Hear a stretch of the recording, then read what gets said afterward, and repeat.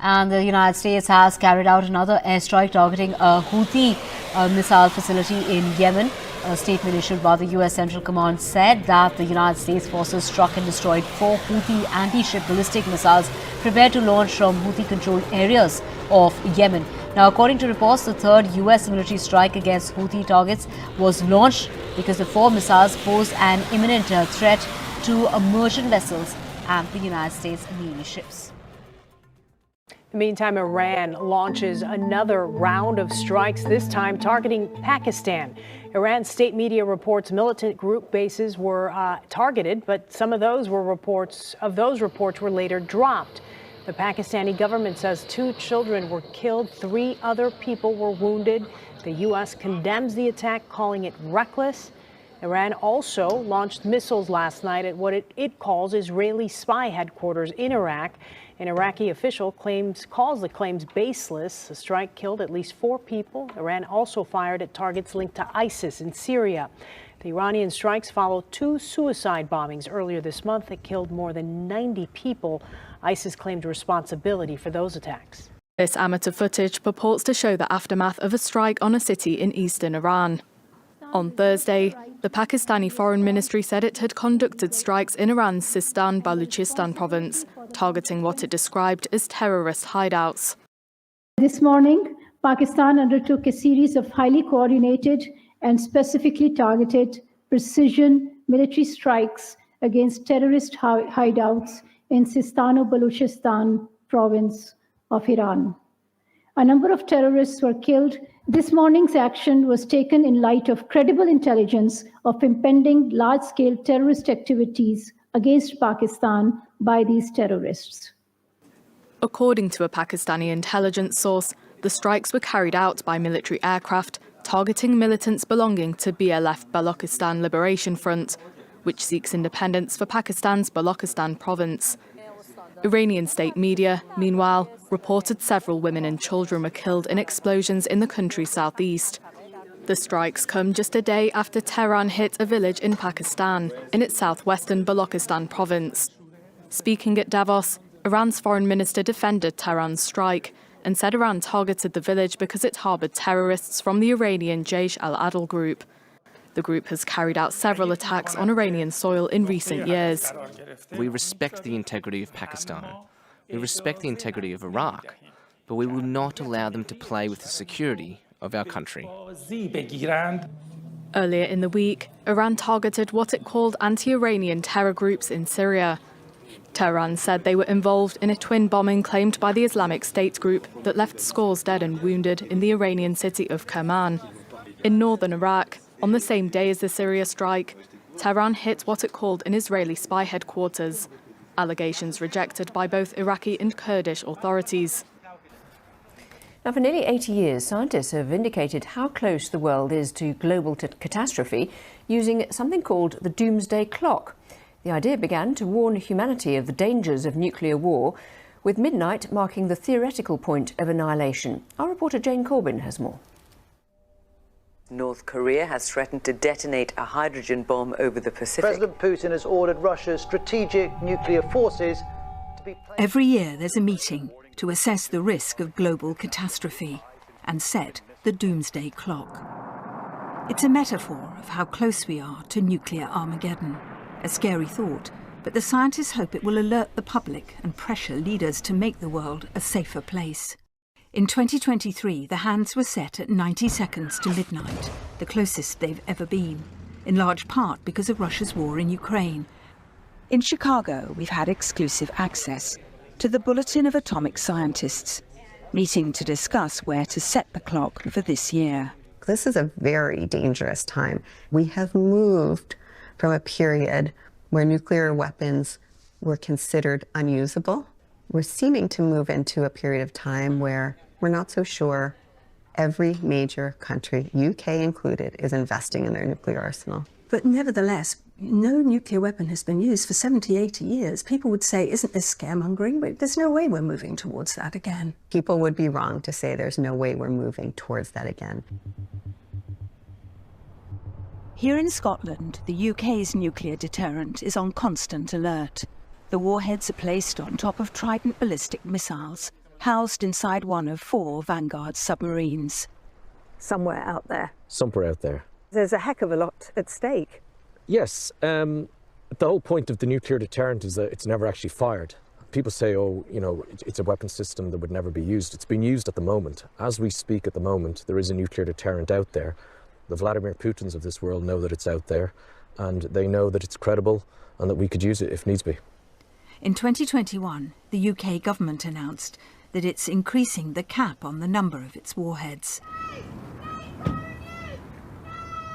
Recent suggestions US nuclear bombs may once again be based in Britain has provoked disarmament protests at RAF Lakenheath in Suffolk, highlighting the continuing tension around nuclear weapons. The world is in a far more dangerous situation precisely because of what's happening in Ukraine. So we feel adding more nuclear bombs to that situation is not going to make it safer. Next week, the Bulletin of Atomic Scientists will reveal where the hands of the doomsday clock will be set for 2024. Jane Corbin, BBC News, Chicago. NATO is calling up almost 100,000 troops for its biggest drills in almost 40 years. Greg Palcott has the latest from London. As the war between Russia and Ukraine rages on, NATO is stepping in to remind Moscow of its military capabilities. The alliance launching what it calls Operation Steadfast Defender 24, its biggest series of joint exercises since the Cold War. The goal, rehearsing how American troops would reinforce European allies in countries bordering Russia if the conflict in Ukraine expands. Steadfast Defender 24 will be a clear demonstration of our unity, our strength, and our determination to protect each other. And the numbers are staggering. Some 90,000 troops will be involved, along with 50 ships, 80 fighter jets, and 1,100 tanks and other combat vehicles. They'll be deployed along an eastern front stretching thousands of miles. NATO is hoping it's enough to deter Russia from targeting a member nation. And officials say drills like these wouldn't have been possible a few years ago, but Moscow's invasion of Ukraine united the alliance against a common adversary. That is a record number of troops that we can bring to bear and have an exercise with in that size. Across the alliance, across the ocean. The Russians pushing back strongly, condemning the new exercises and promising a, quote, appropriate reaction. The increased activity of NATO near the borders of Russia is provocative in nature and leads to the complete degradation of the European security architecture. Just after the drills were announced, Russia's foreign ministry reaffirmed it will continue its war in Ukraine regardless of pressure from NATO.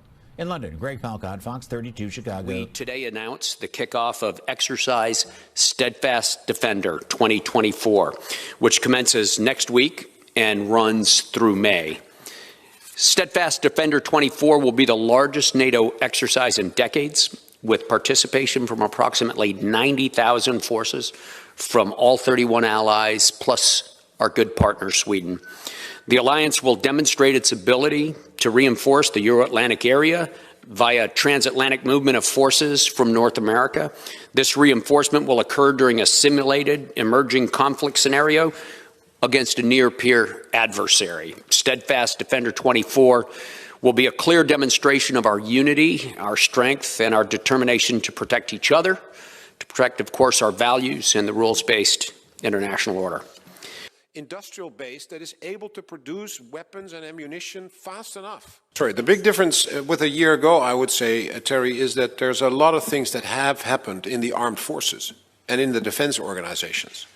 What hasn't happened is in our societies the understanding that it is more than the military that has to be able to operate in a conflict or in a war. It is the whole of society that will get involved, whether we like it or not. That realization, we didn't talk about that much a year ago. If you look back the last year, what has happened in our alliance with regard to the battle groups that we set up, if you look back to the training, the fact that we now have Steadfast Defender with 90,000 troops, that is a record number. That is a record number of troops that we can bring to bear and have an exercise with in that size. Across the alliance, across the ocean, from the US to Europe, in Europe. That is a big change. AFP and then Thanks a lot. I guess for Admiral Bauer or for General Cavoli. People find it a surprise and as a result buy a radio on batteries. That is great. It is part of the package that the Swedish government is talking about. You need to have water, you need to have a radio on batteries, and you need to have a flashlight on batteries to make sure that you can survive the first 36 hours. Things like that. That's simple things. But it starts there. The realization that not everything is plannable, not everything is going to be honky-dory in the next 20 years. I'm not saying it is going wrong tomorrow, but we have to realize it's not a given that we are in peace. And that's why we have the plans.